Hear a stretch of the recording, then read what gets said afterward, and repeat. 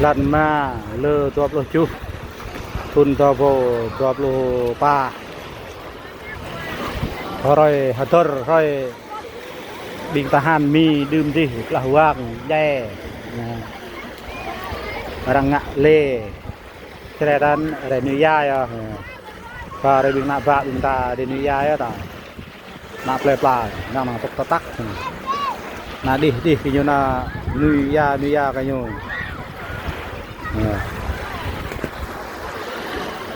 hôm nay trâu đi đi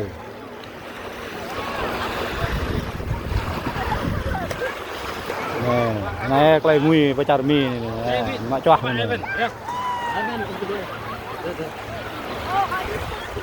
rồi về với tăm với yạm mạ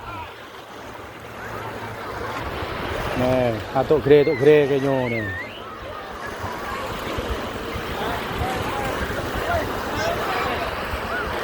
này kle la đưa bao đưa man mấy vườn này hey như nhà tộc tắc ở đây na đi chọc người nhô đây nè bên Mexico đạo người vlog này na đạo vlog người nhô này.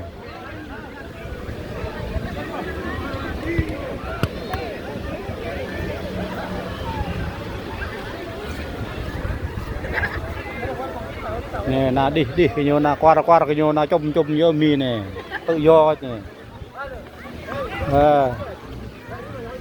na lắc vào ngoài mò mình na chui vào ngoài mò mình này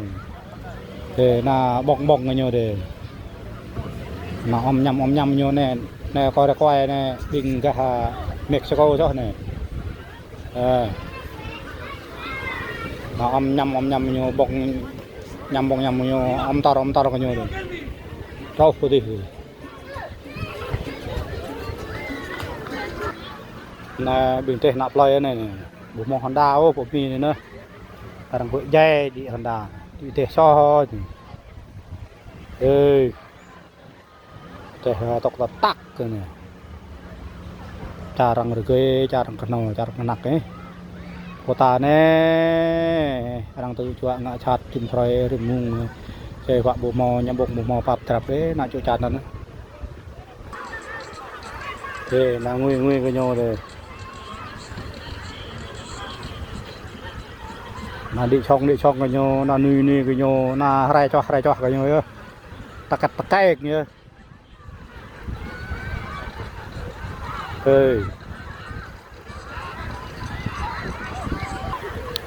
đừng tầm ra này cha tre ta sao này là dụ miêu ta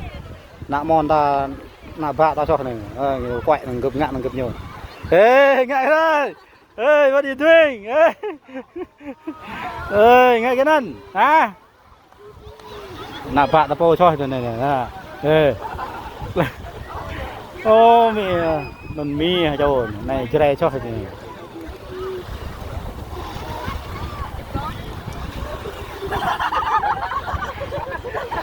ô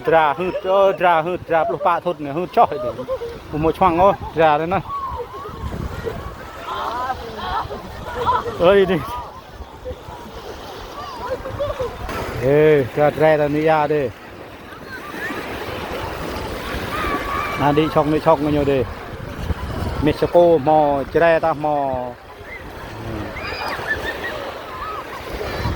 bình trung tar mi này cho này Mexico, Honduras, Salvador, kata kayak gitu deh. Mình vào đây đi ra này, là người cho cái nhiều này. Đằng sau là có que Tyler này này, ra tre ra bên này này,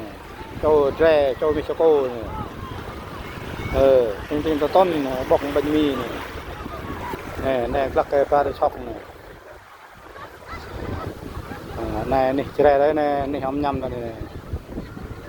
to cái gì này nè cái đây nguy này này cái đây cái nhô này cái nào cái nhô này bên này ông tôi lần